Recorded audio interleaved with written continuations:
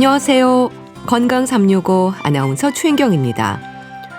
잠을 자야 하는데 잠들기도 어렵고 자다 깨고 다시 잠들기까지 시간도 걸리고 수면 장애로 고생하는 분들은 밤새 뒤척이다 아침이 되는 경우가 많습니다. 노인들도 불면증으로 힘들어하는 경우가 많은데요. 얕은 잠에 시달리면서 낮 시간 쪽잠으로 부족한 잠을 채우기도 합니다. 소화기, 호흡기, 근골격계를 비롯한 몸의 기능도 떨어지고 외로움과 같은 정신적인 문제까지 노인 불면증의 원인은 여러 가지로 지적이 되는데요. 초고령 사회를 살면서 삶의 질과 직결되는 만큼 잠과 관련한 문제들을 잘 살펴야 하지 않을까 싶습니다. 노인 불면증의 위험, 오늘 함께 생각해 보겠습니다. 건강 365 핑클의 루비, 슬픈 눈물 듣고 시작하겠습니다. KBS 라디오 건강 365 함께하고 계십니다. 잠이 부족하면 피곤하죠. 피로감은 삶의 질을 떨어뜨립니다. 노인들도 불면증으로 고생하는 분들이 많은데요. 고령으로 갈수록 수면 부족에 시달리는 경우가 많다는 지적도 있습니다. 몸의 기능이 약해지는 신체적인 변화도 불면증의 위험을 높이는 요인일까요? 경희대 한의대 한방부인과 황덕상 교수에게 도움 말씀 듣겠습니다. 교수님 안녕하세요. 네, 안녕하세요. 네, 반갑습니다. 고령일수록 불면증에 시달리는 분들이 많다고 들었습니다. 그런가요? 네, 그렇죠. 우리 불면증, 수면장애라고도 하는데요. 네. 기존에 있는 국민건강보험공단에 있는 그런 데이터들을 보면은 보통 이제 60대 분들이 한 10% 정도이고, 네. 오히려 80대 이상이 되면은 이제 5명 중 1명 정도로 이제 18.2% 정도까지 나이가 들수록 유병률이 높아진다고 하는데요.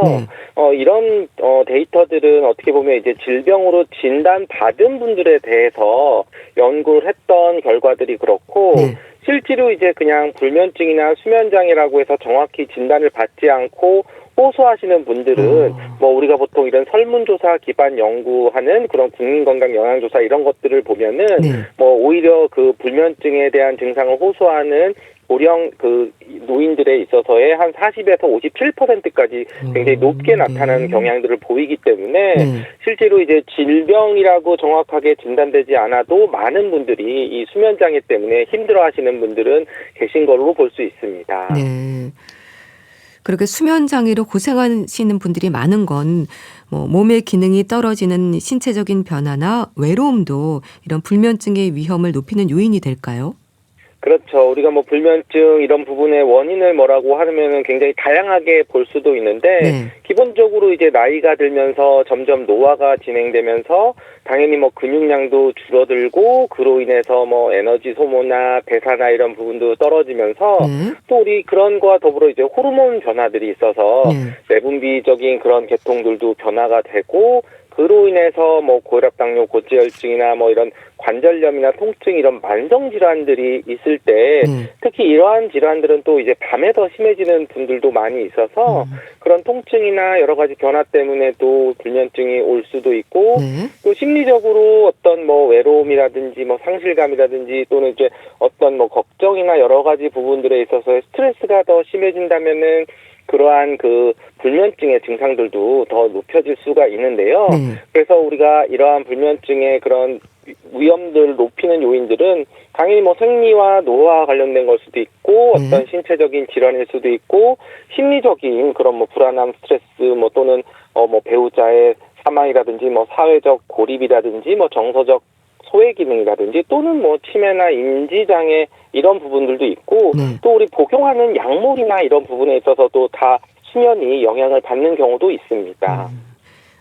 한의학에서는 불면증을 기와 연결해서 설명하기도 하던데요. 어떤 의미일까요? 그렇죠. 한의학에서 이제 기와 연결돼서 얘기를 할 때는 기의 불균형이라고도 얘기를 하는데요. 이랬을 때 뭐 길을 뭐 한 가지 어떤 기의 정체가 뭐냐라고 하는 것보다는 어떻게 보면 좀 다양한 그런 그 의미를 가지고 있는 기의 좀 광범위한 의미라고 볼 수도 있는데 말 그대로 우리가 몸에서 어떤 균형을 조절하고 기운을 조절하는 것을 기라고 얘기하면 우리가 이제 낮에 기운이 있다 또는 밤에 기운이 있다고 해서 낮에는 어떤 위기라고 해서 우리가 햇볕을 쬐거나 활동을 많이 하는 양기라고 하고 밤에는 휴식을 하는 음기라고 하는데 이런 부분들이 깨지면 당연히 일상의 생활 패턴들 요즘에 얘기하면 뭐 일주기 변화나 뭐 호르몬 변화나 이런 부분들이 깨져서 뭐 잠이 안 온다고도 할 수도 있고요. 또 우리가 어떤 불면증이 오는 여러 가지 변증이라고 해서 볼 때 오장육부 예를 들면 우리가 간담이 좀 서늘하다 이런 표현도 하지만 스트레스를 많이 받고 해서 뭐 억울하거나 해서 간기가 울결됐다. 뭐가 분노가 돼 있을 때는 그때는 또 간의 기운들이 뭐가 막혀서 그럴 수도 있고 또 우리가 많이 놀래거나 어떤 깜짝 놀라는 그런 스트레스를 많이 받으면 또 심기가 또 허해졌다. 그래서 우리가 심장의 어떤 기운들이 좀 약해졌다고 하는데 바로 이런 것처럼 좀 다양한 그런 기의 개념으로 해서 뭔가 균형이 깨지고 그리고 낮과 밤의 균형도가 깨졌을 때 여러 가지 그런 불면증이 오게 되는 그런 것으로 얘기할 때 그런 기의 개념들을 여러 가지로 사용하고 있습니다. 그러니까 낮에는 활동하고 밤에는 잠을 자는 이런 정상적인 생리작용에 문제가 생기면서 불면증의 위험이 높아지는 거네요. 그렇죠. 한의학에서도 그래서 낮에는 이제 위기라 그래서 우리 몸을 지켜주는 기운이 있고 밤에는 영기라 그래서 좀 피와 관련되는 것들이 잘 좀 휴식을 취해야 되는데 이런 것들이 좀 깨져서 낮에 오히려 위기가 돌아다니지 않고 밤에 들어가서 안정되지 않을 때 불면증이 온다고 하는데 최근에는 이런 부분들이 이제 그 일주기 리듬이라 그래서 낮에 활동하고 밤에 재는 정상적인 생리적인 부분들의 그런 호르몬 변화라든지 여러 가지 우리 생체 리듬이라고 하는 부분들의 개념으로 이런 것들이 깨졌을 때 불면증이 올 수 있다. 우리가 뭐 일주기 리듬의 변화가 깨졌다. 그래서 낮에는 활동을 하면서 각종 뭐 우리 코르티졸이라든지 이게 각성 호르몬들이 좀 많이 나와야 되고 또 밤에는 우리 멜라토닌이라고 해서 우리 잠을 잘 자야 되고 오히려 수면을 해야 되는 그런 호르몬들이 있는데 그런 것들이 이제 좀 균형이 깨지고 적절하게 반응이 안 됐을 때는 오히려 불면증이 되는데 어떻게 보면 기본적으로 낮과 밤의 균형들을 지키는 것이 불면증 환자에게 있어서 오히려 또 치료적인 부분에서 되게 중요한 면일 수 있습니다. 그렇게 일주기 리듬이 깨지고 생체 리듬이 깨지는 게 문제라고 하셨는데요. 또 이런저런 생각이 많기도 하고 가슴이 답답하고 피곤하고 여기저기 몸도 아프고 이런 불면증을 유발하는 요인들이 참 많은 것 같아요. 그렇죠. 그래서 한의학에서도 이제 불면증의 원인들을 얘기를 할 때 주로 5가지 뭐 정도 변증이라고 해서 분류를 하고 있는데요. 첫 번째로 이제 사결불수라고 해서 말 그대로 생각과 걱정이 너무 많아가지고 이제 잠이 못 자는 우리가 사결 생각이 정말 딱 뭔가 꽂혀서 잠이 못 자는 경우도 있을 수가 있고요. 그리고 또 이제 영혈 부족이라 그래서 이제 피가 부족한 겁니다. 결국은 내가 피곤하다든지 정말 우리가 뭐 내 몸에서 뭐 에너지나 기운들이 쭉 빠져나가가지고 우리가 굉장히 힘들게 오히려 뭐 이삿짐을 날랐다든지 뭐 어떤 큰 일을 하고 나서 잠을 자려고 누웠는데 오히려 이제 몸에서 약간 기운이 빠지는 것 같으면서 잠을 깊숙이 오히려 잠이 더 안 오는 경우들이 있거든요. 그렇죠. 그럴 때는 이제 뭔가 좀 영혈이 좀 부족하다 뭐 이럴 수도 있고 또 이제 음허내열이라 그래서 쉽게 말하면 우리가 뭐 갱년기나 이랬을 때 속에서 막 열도 나고 안면홍조도 계속 생기고 또는 뭔가 저 화나는 일이 있어가지고 막 두근두근 거리면서 잠을 못 자게 되는 거는 거꾸로 이제 속에서 열이 있어서 그럴 수도 있고 또는 이제 심담허겁이라 그래서 뭔가 예민하고 좀 잘 놀래고 좀 이렇게 털컥 내려앉는 그런 사건 사고를 당했을 때 오히려 그럴 수도 있고요. 또는 이제 뭐 다면울결이라 해서 우리가 뭐 새거나 소화가 잘 안 되거나 뭔가 막혀 있어서 할 때도 또 오히려 잠이 안 자고 답답한 것들이 나타날 수 있는데요. 바로 이제 이런 것처럼 여러 가지 심리적인 거나 어떤 그런 육체적인 거나 여러 가지 그런 원인들에 의해서 불면증들은 생길 수가 있습니다. 또 노년기 삶의 질과 직결이 되는 게 이 수면 건강일 텐데요. 나이 들면 잠이 없어진다는 생각도 불면증을 방치하는 원인이지 않을까 싶은데 어떨까요?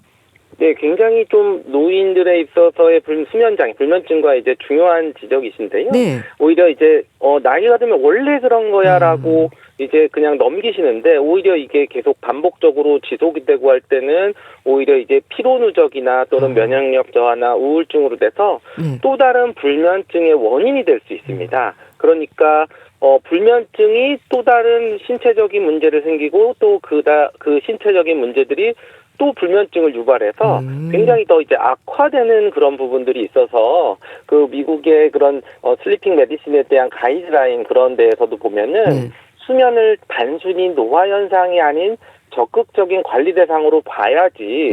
그래서 오히려 좀 조기에 개입을 해서 치료를 하거나 생활을 개선해서 수면의 질을 높였을 때 이 삶의 질도 크게 향상이 된다는 그런 부분들이 있어서 단순히 이제 이거는 내가 그냥 피곤한 거야, 잠을 못 자서 피곤한 거야가 아니라 뭐 건강의 악화라든지 또는 뭐 인지력의 변화라든지 여러 가지 그런 그 질환들에 대한 그런 악화를 예방하고 건강하게 할 수 있는 부분들까지도 굉장히 중요한 부분이기 때문에 단순히 그냥 나이 들어서 그런 거라고 생각하시지 말고 조금 적극적으로 치료를 하셔야 되는 경우도 분명히 많습니다. 네.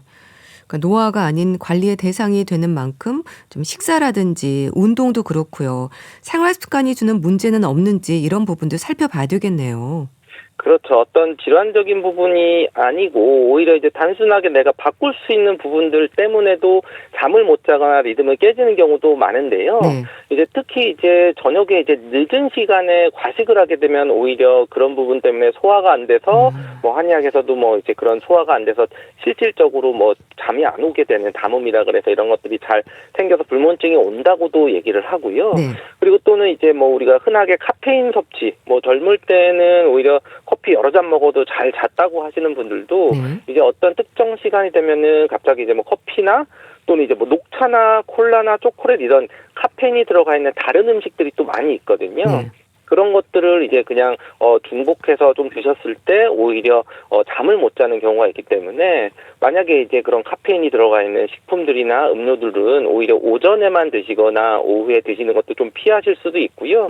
그리고 또 이제 우리 보통 알코올, 술이라고 하는 걸로 또 의지를 해서 또 잠을 또 해결하시는 분들이 많은데 이게 처음에는 졸음을 좀 잠을 좀 유발할 수도 있지만 오히려 이제 중반 이후에 수면의 질에 있어서는 굉장히 떨어뜨리는 게 또 알코올이고 그러면서 다음날 피로도 더 증가시킬 수 있는 그런 부분들도 있고요. 그리고 아무래도 우리 노인이 되시면서 생활에 그런 낮에 활동하는 그런 시간들이 줄어서 햇볕을 좀 적게 봐도 오히려 그런 것들 때문에 여러 가지 뭐 우울증이나 이런 불면 같은 것들이 생길 수 있어서 낮에 규칙적인 정도의 그런 중등도 강도 운동, 그러니까 우리가 약간 땀이 좀 나거나 숨이 좀 찰 수 있는 그런 운동들을 꾸준히 해주시는 것도 굉장히 중요하고 그런 것을 불면증을 좀 예방하는 생활 방법일 수 있습니다. 네. 그런 관리가 참 중요하다는 말씀이신데요. 노년의 삶의 질을 생각할 때 이런 노인의 불면증이 치매나 심혈관계 질환의 위험도 높인다는 말도 있던데요. 어떻습니까? 그렇죠. 이게 뭐 여러 가지 연구들 또는 뭐 코호트 연구에서 많은 대상을 하거나 또는 다수의 연구에서도 일관되게 확인되는 건데요. 우리가 이제 불면증이 치매 위험을 높이는 거는 뭐 40에서 53% 정도의 위험을 또 높인다고 얘기를 하고요. 그리고 심혈관계통 질환, 특히 이제 뭐 고혈압이라든지 뭐 그 심장 질환이라든지 뇌졸중, 우리 중풍이라고 하는 그런 뇌혈관 손상에 있어서도 위험성을 21에서 45% 정도로 높인다고 하는데요.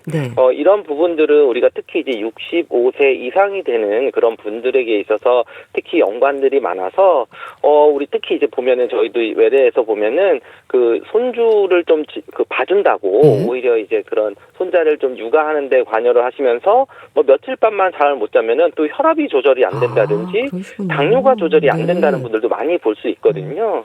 그리고 또는 이제 뭐 다른 질환 때문에 잠을 좀 깊이 못 자면은 오히려 이제 치매까지는 아니지만 네. 뭐 경도 인지 장애라고 해서 약간 기억력이 떨어지거나 아니면 이제 뭐 요일이나 이런 부분들을 조금 뭐 헷갈린다든지 내가 어떤 그런 일상생활에 있어서의 좀 건망증이나 이런 부분들이 좀 높아지는 부분들도 있고요. 네. 특히 이제 또 그 정도까지는 아니지만 잠을 잘 못 잤을 때는 낮에 피로하거나 또는 이제 균형 감각이나 주의력이 떨어지기 때문에 오히려 수면 부족이 노인의 낙상의 가장 강력한 예측 요인 중에 하나라고 합니다. 네. 근데 이제 나이 드셔서 오히려 이렇게 넘어지거나 그러면은 골절이 또 있고 그걸로 인해서 또 움직임이 제한이 되고 또 이러면서 여러 가지 그런 사망 위험률이나 이런 부분들이 높아질 수 있기 때문에 여러 가지 면에서 좀 불면 수면 장애는 좀 관리를 해주시는 것이 건강한 삶을 살 수 있는 방법이 될 수 있습니다. 네. 뭐 경도 인지 장애, 심혈관계 질환도 낙상의 위험을 높인다라고 하셨는데요.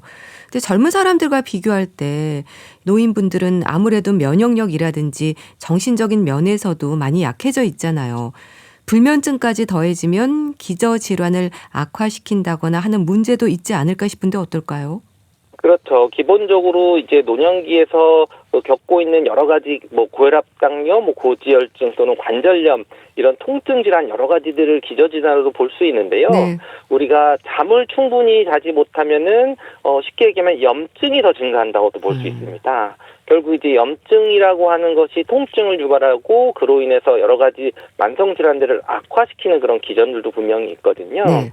그렇기 때문에 우리가 수면이 충분하지 못하고 불면증이 계속 진행이 되면은 이로 인해서 염증도 증가하고 자율신경계통이 불균형이 된다고 해서 오히려 이제 자율신경에서 교감신경이 항진되거나 하면 혈압도 조절이 안 되고 뭐 우리 몸이 수족냉증이나 이런 부분도 좀 조절이 안 되고 또는 뭐 변비라든지 또는 이제 소화기 여러 가지 질환들도 또 나빠질 수 있기 때문에 이런 것이 뭐 고혈압의 위험성 또는 위, 식류, 역식도 역류하는 그런 소화기 계통 질환들이나 이런 부분들을 서로 양방향 관계에서 좀 악화시킨다고 볼 수 있습니다. 네. 결국은 뭐 고혈압도 나쁘고 면역력도 떨어지고 해서 잠도 또 못 자고 또 잠을 못 자니까 더 악화시키는 그런 양방향 그런 악화시키는 요인으로 볼 수가 있어서 조금 그 질환 잠을 좀 심각하게 못 주무실 때에는 조금 노인 건강에 있어서 굉장히 중요한 요인으로 볼 수 있습니다. 네.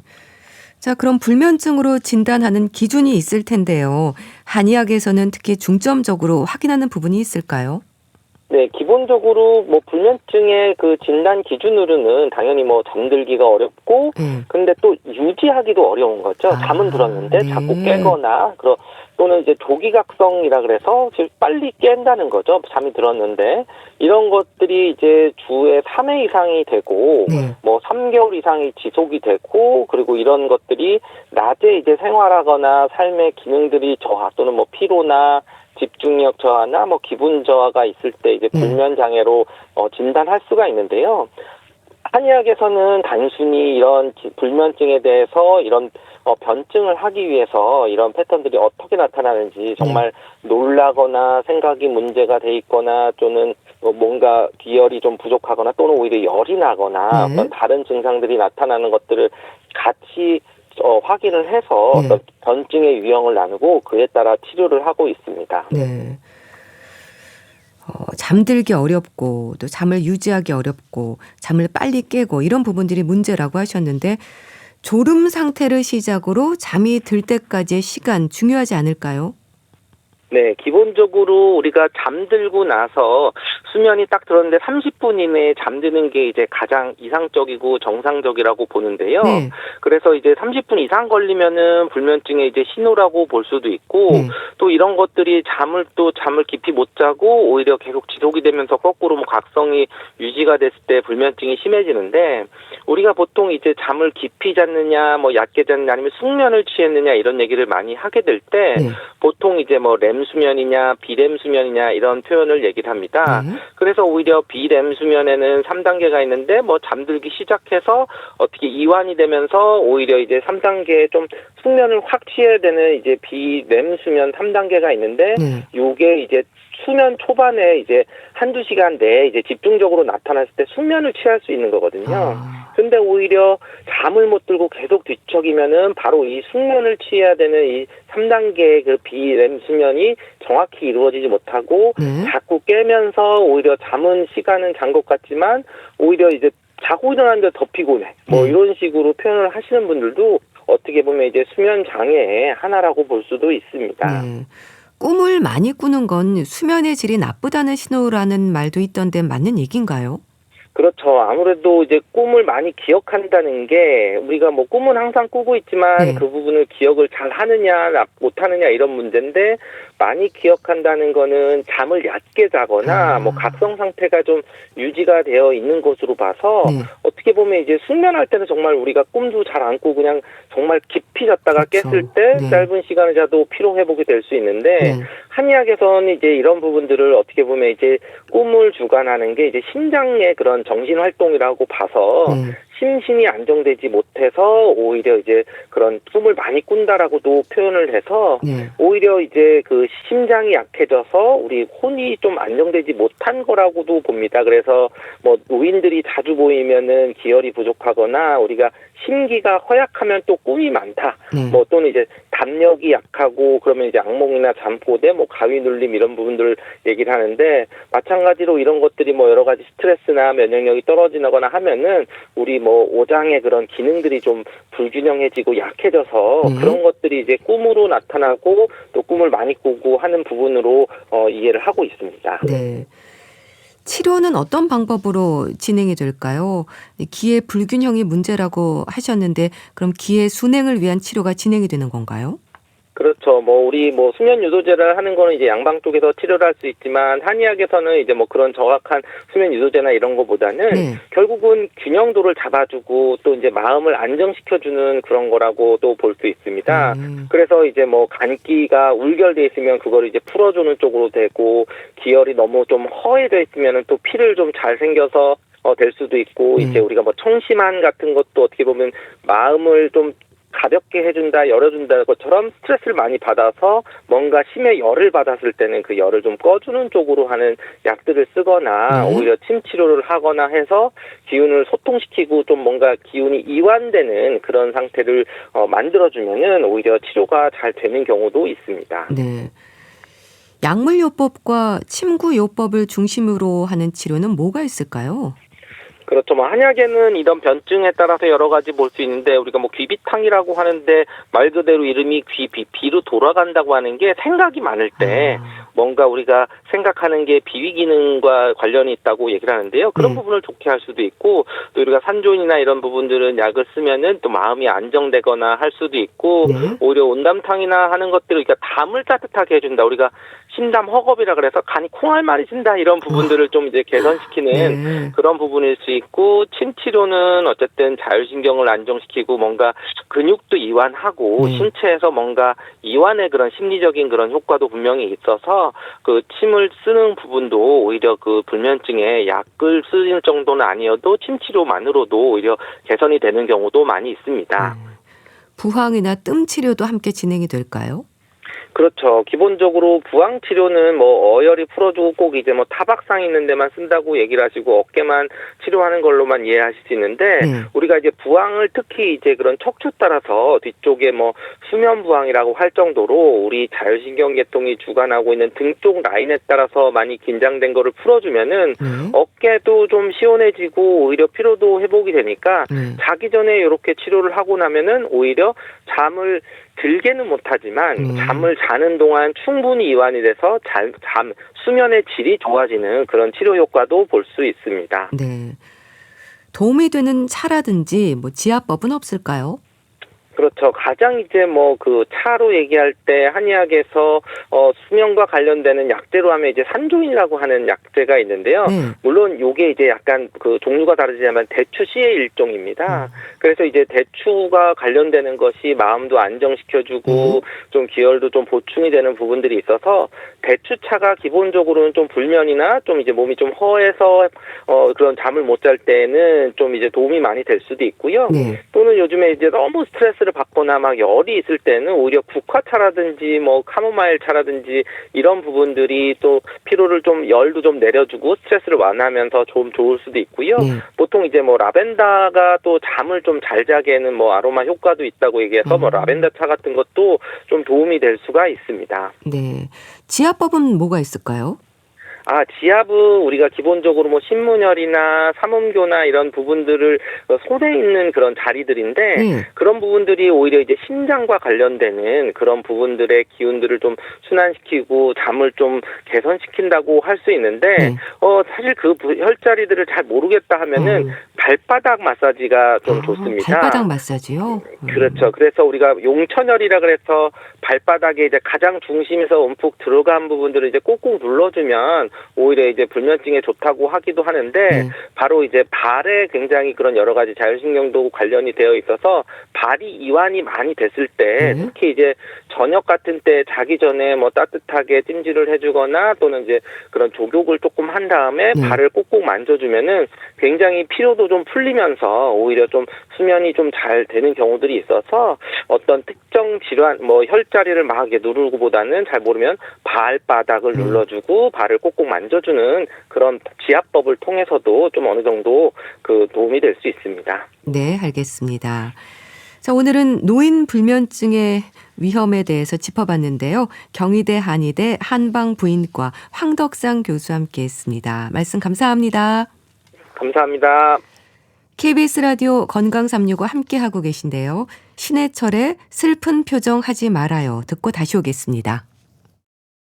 KBS 라디오 건강365 함께하고 계십니다. 건강책 정보 북클럽 리스트 홍순철 씨 어서 오세요. 네, 안녕하세요. 트라우마라는 단어가 주는 안타까움이 있잖아요. 그런데 오늘 들고 오신 책이 미세 트라우마네요. 어떤 의미일까요? 예, 참 한국 출판사들이 책 제목도 잘 짓는 것 같아요. 그런 것 저도 같네요. 이 용어를 처음 들어봤는데요. 네. 원래 이 책을 쓴 분이 베레나 퀘니히란 독일 분이시고 네. 독일어 원서 제목이 뭔가를 보니까 관계와 트라우마였거든요. 네. 근데 이걸 책을 번역하는 과정에서 이 미세 트라우마라는 단어가 아마 이 책을 보다 잘 설명하고 있지 않나 싶어서 이 단어를 가져온 것 같아요. 네. 이 책은 일상의 작은 상처가 어떻게 왜곡된 애착 관계를 만드는가라고 네. 부제가 적혀 있습니다. 왜 살다 보면 다양한 관계를 맺잖아요. 네. 근데 이 관계에서 늘 내가 먼저 뭔가를 잘못한 것 같고 그리고 사소한 말에도 되게 오랫동안 마음이 좀 흔들리고 그게 마음에 남아있다면 그 원인이 뭘까?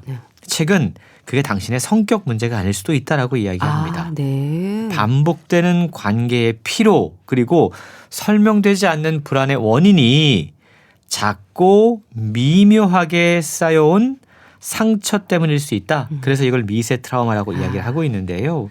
독일을 대표하는 트라우마 전문가인 베레나 퀘니히는 20여 년의 임상 경험을 바탕으로 반복되는 관계 갈등의 뿌리를 새롭게 해석하고 있습니다. 네.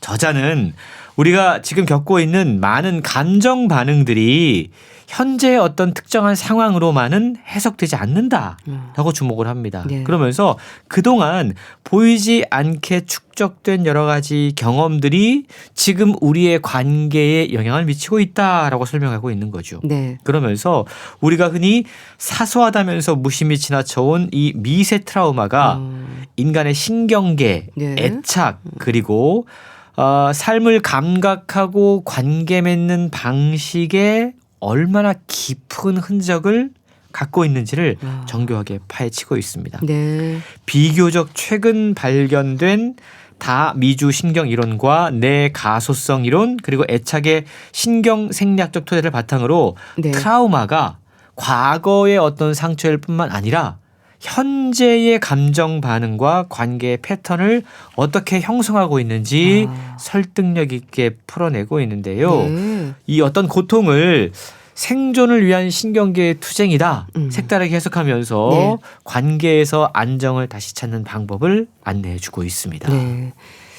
그러니까 사소하다는 생각에 무심히 지나쳐온 감정들에 대한 얘기네요. 그렇습니다. 트라우마라고 하는 건 우리가 보통 되게 거대한 어떤 사건이라던가 큰 상처 때문에 생긴다라고 오해하고 있어요. 네. 하지만 작은 것들이 쌓이면 더 무서운 게 됩니다. 더 쉽게 지워지지 않는 상처가 되죠. 그렇죠. 이 책은 트라우마를 거대한 사건이 아니라 몸이 기억하는 반응이라고 바라보고 있습니다.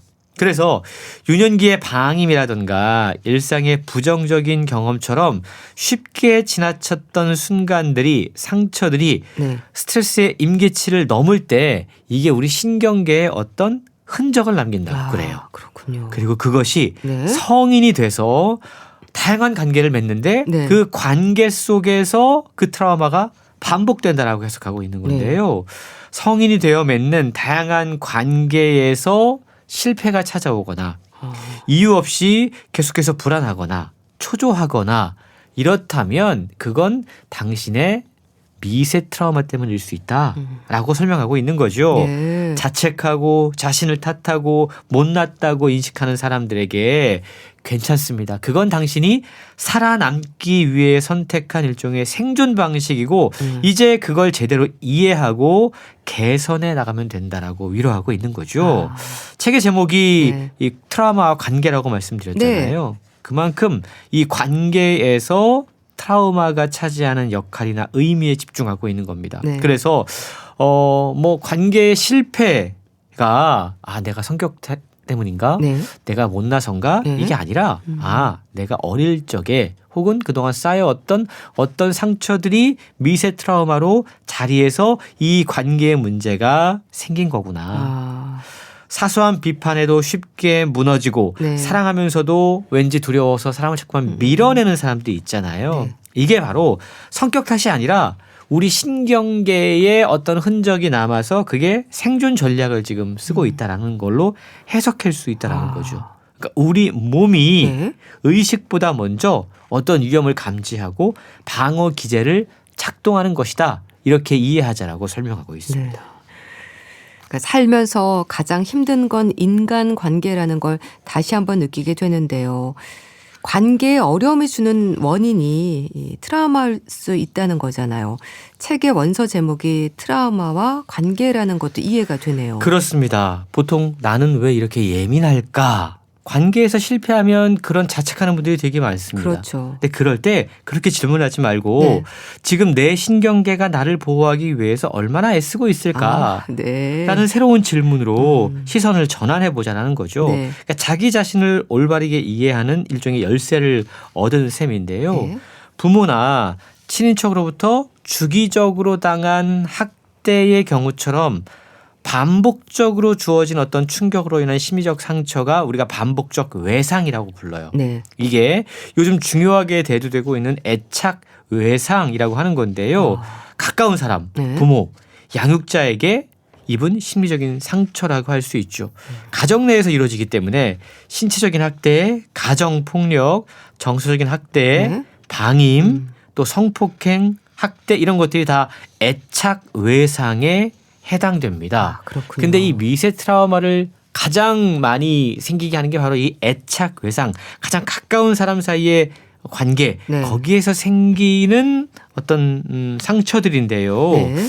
어린 시절에 이러한 애착 외상을 경험하게 되면 네. 이런 분들은 어른이 되어서도 세상은 위험한 곳이다. 예. 인간은 위협적인 존재다. 네. 라는 무의식적인 기억 속에 갇혀 있다고 그럽니다. 그러다 보니까 당연히 어떤 누군가가 다가왔을 때 두려운 거죠. 네, 그렇군요. 새로운 관계를 두려워하거나 네. 예민하게 반응하거나 관계를 맺어도 오래 못 갈 거야. 깨질 것을 걱정하게 된다라는 겁니다. 심리적 상처에 대한 애착 외상이라는 것도 있군요. 그렇습니다. 이게 참 우리 몸이 너무 신기한 게 네. 이게 기억에만 남아있는 게 아니라 우리 몸속의 신경계에도 변화가 생긴다고 그래요. 그렇군요. 그러니까 과거에 경험한 기억이 네. 우리 신경계에 저장이 되고 네. 비슷한 상황이나 자극이 발생하면 어떤 트리거 같은 것들이 되고 네. 몸이 바로 반응을 일으키는 거죠. 이게 스티븐 포지스의 다중미주신경 이론이라고 하는 건데요. 네. 이 책도 사실은 다중미주신경 이론을 근거로 쓰여졌습니다. 이 다중미주신경 이론은 자율신경계의 한 가지 모델이라고 그러는데 네. 이게 요즘 트라우마의 형성과 메커니즘 그리고 치료법에 새로운 지평을 열고 있다고 그러죠. 네. 과거에는 우리가 자율신경계를 두 개로 나눴습니다. 교감신경계, 부교감신경계. 네, 그렇죠. 그래서 교감신경계는 아드레날린을 분비시키고 심장 박동을 촉진시키는 그런 신경계고 네. 부교감신경계는 반대로 심장 박동을 억제해서 뭔가 좀 쉴 때 분비되는 어떤 신경계. 네. 이렇게 생각을 했는데요. 요즘은 이 부교감신경계를 대표했던 미주신경계에 두 가지 다른 신경다발이 있다는 걸 발견하고 인간이 안전과 불안전을 지각하는 독특한 방법이 있다. 그리고 여기에 미주신경 가지들이 아주 깊게 관여한다라는 게 다중미주신경 이론이라고 그래요. 네. 조금 어렵게 느껴질 수도 있는데요. 그래서 저자는 네. 이 내용을 책을 통해 알기 쉽게 설명하면서 자신이 임상 현장에서 어떻게 적용하고 있는지 소개를 하고 있습니다. 네. 그래서 우리가 유대감을 느낄 때와 그러니까 안정적일 때와 네. 위협을 감지할 때 불안정하다라고 느낄 때 전혀 다른 신경계로 반응을 한다는 거죠. 연락이 늦어지는 상대에게 불안을 느끼거나 네. 갈등 상황에서 갑자기 말을 잃는 경험 역시 우리 몸이 먼저 위험을 감지하고 나타나는 신경계의 자연스러운 반응일 수 있다. 네. 그래서 저자는 트라우마라고 하는 걸 너무 거대한 외부적인 큰 사건으로만 이해할 게 아니라 네. 내부의 반응이라고 생각해 볼 수 있다. 그래서 독자들이 자신의 감정과 행동을 조금은 새로운 관점에서 이해해 볼 것을 제안하고 있는 겁니다. 네. 그럼 구체적으로 미세 트라우마를 경험한 사람들이 어떤 특징을 가지고 있는지 알면 좋을 것 같은데요. 어떤 예시가 있을까요? 네, 책에 다양한 사례들이 소개가 되고 있는데 네. 꼭 이런 반응들이 있다고 해서 이게 트라우마 반응 때문 100% 그렇다는 건 아닙니다. 네. 하지만 대개 그런 경험들을 갖고 있다라고 이해하시면 좋을 것 같은데요. 네. 예를 들면 어릴 적에 트라우마를 경험한 사람들은 운동을 좋아하지 않는 경향이 있다고 그럽니다. 아, 그런가요? 이게 왜냐하면 우리 네. 신경계가 반응하는 건데요. 그냥 싫은 게 아니라 네. 운동을 하잖아요. 네. 그럼 심박수가 증가합니다. 그렇죠. 그러면 어릴 적에 무력한 채 그저 두려워했던 심박수가 막 올라갔던 그때의 기억이 깊은 잠재의식 속에서 떠오르기 때문이라고 그래요. 네. 그래서 이런 회피 행동은 무의식적으로 나오기 때문에 네. 자기 자신이 잘 깨닫지 못하는 거죠. 그래서 내가 의식적으로는 운동이 건강에 좋으니까 자꾸만 운동해야지 라고 생각하는데 네. 하려고 하면 싫어지는 겁니다. 아하. 몸이 자꾸만 뭔가 꺼려하는 거죠. 네. 그러면서 자기 자신을 못마땅하게 느끼고 한심하고 부족하다라고 느끼는 건데 네. 이건 바로 본인의 의지와 이성보다 더욱더 강력한 그 무언가가 신경계에 남은 상처가 네. 운동을 하지 못하도록 막는 것이다. 라고 책은 설명하고 있습니다. 그렇군요. 그리고 네. 어린 시절에 자신의 존재를 인정받지 못하거나 네. 투명 인간 취급을 당한 사람들이 어른이 되면 네. 자꾸 관계 안에서 숨으려는 경향이 있다고 그럽니다.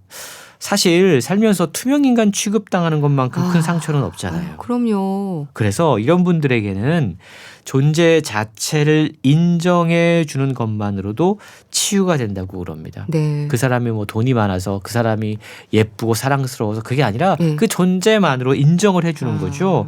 이렇게 누군가 이해해 주는 사람이 있다는 것 그리고 내가 어디에 속해 있다라는 것 네. 이게 그 사람의 몸과 마음을 안정시키기 때문에 용기와 자신감을 주기 때문에 관계에서 상대의 진심을 느끼는 순간 네. 오래된 상처 그리고 골문 상처들이 치유되기 시작한다고 그래요. 그리고 네. 꼭 알아야 될 건 보통 트라우마 치료할 때 좀 비슷한 증상이나 상처를 갖고 있는 사람들끼리 묶어서 연대해서 함께 대화하도록 하는 공동체 의식을 만들어주는 경우들이 있습니다. 네. 이게 피해자로서 느끼는 고독감과 상실감은 이걸 경험한 사람들이 함께 이야기할 때 더욱더 공감하면서 고통을 따뜻하게 봐줄 수 있기 때문이라고 그래요. 네. 나는 널 알잖아. 너는 혼자가 아니야라는 느낌을 주는 것 그것만으로도 트라우마 반응의 상처 치유가 시작된다라고 설명하고 있습니다. 그렇군요.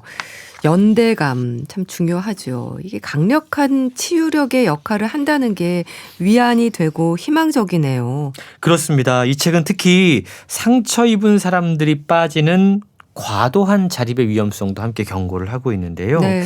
이 트라우마가 보통 관계 속에서 생기잖아요. 그렇죠. 아까 애착의 관계에서 많이 생기더라고 말씀을 드렸는데 상처가 이렇게 관계에서 발생하듯이 저자는 치유 역시 관계를 통해 할 수 있다라고 이야기를 해요. 그래서 이러한 이유 때문에 안전한 타인과 상호작용하면서 불안한 신경계를 좀 진정시키는 공동 조절의 중요성을 책을 통해 강조하고 있는데요. 이걸 통합의 과정이라고 이야기합니다. 그래서 이게 과거의 고통스러운 기억을 억지로 떠올리는 게 아니라 그동안 몸에 억눌려왔던 감정과 기억, 감각들을 현재의 안전한 환경 속으로 데리고 오는 거라고 그래요. 나는 지금 되게 안전하다. 내가 처했던 과거의 환경과 지금의 환경이 완전히 분리돼 있다라는 걸 몸으로 느끼게 해주는 겁니다. 책에 실제로 저자가 많은 사람들을 상담하고 치료했던 사례들이 구체적으로 소개가 되고 있는데요. 신경계를 안정시키고 자신을 돌보는 방법들입니다. 단순히 과거의 상처를 치유하는 걸 넘어서 타인과 깊이 연결되면서 왜냐하면 우리는 결국 같이 함께 살아가야 되기 때문에 나 자신의 자율성을 잃지 않는 건강한 관계는 가능하다라고 설명합니다. 몸의 감각, 신경계의 반응, 관계의 경험들 이런 것들을 하나의 흐름으로 통합해서 설명하면서 이 난해할 수 있는 뇌과학 이론 앞서 이제 다미주신경 이론 이런 것들 일상의 언어로 풀어내고 있습니다. 저자는 치유가 과거를 지우는 게 아니다. 치유는 현재의 반응, 내가 왜 지금 이런 반응을 하고 있는지를 이해하는 것으로부터 시작된다라고 설명하고 있습니다. 과거를 지우는 과정이 아니라 현재의 반응을 이해하는 여정. 치유에 대한 마음으로 담아둘 필요가 있겠어요. 그렇습니다. 많은 사람들이 관계 때문에 힘들어하죠. 그렇죠. 그러면서 우리는 초연결 시대를 살아가고 있습니다. 혼자 있으면 외롭고 함께 있으면 또 힘들어지는 참 여러 가지 이중적인 감정 가운데 우리가 관계를 맺고 있는데요. 고립감, 불안도 사실 현대인들을 괴롭히는 상당히 위험한 감정들입니다. 저자는 여러 가지 관계에서 생기는 이 문제들이 사실은 미세 트라우마일 수 있다라고 알려주면서 그럴 때 자기 자신을 탓하고 나를 고쳐야 될 존재라고 생각하지 말고 아 내가 지금까지 살아남기 위한 생존 반응으로 이런 방식을 선택을 했구나라고 이해하라고 돕습니다. 관계에서의 문제가 생존을 위해서 굳어진 전략이었다면 이걸 깨닫는 순간 관계의 문제가 풀리고 성장하기 시작하는 건데요. 전략, 행동 패턴, 증상의 이면 이런 것들을 알고 내 마음을 이해하는 순간 우리 안에 상처받은 어린아이 이 존재가 치유될 수 있고요. 상처받지 않은 해맑은 어린아이가 우리 안에 존재하고 있다고 그래요. 그 어린아이의 웃음이 우리의 삶 가운데 비춰질 것이다 라고 책은 이야기하고 있습니다. 관계에서 실패하거나 불안해하는 이유를 트라우마에서 찾고 그것을 인지하는 순간 치유가 된다는 거. 관계와 트라우마에 대해서 생각해보는 시간이었습니다. 책 미세 트라우마 잘 들었습니다. 북컬럼니스트 홍순철 씨 감사합니다. 고맙습니다. 쿨의 All for You 보내드리면서 인사드릴게요. 건강365 아나운서 최인경이었습니다. 고맙습니다.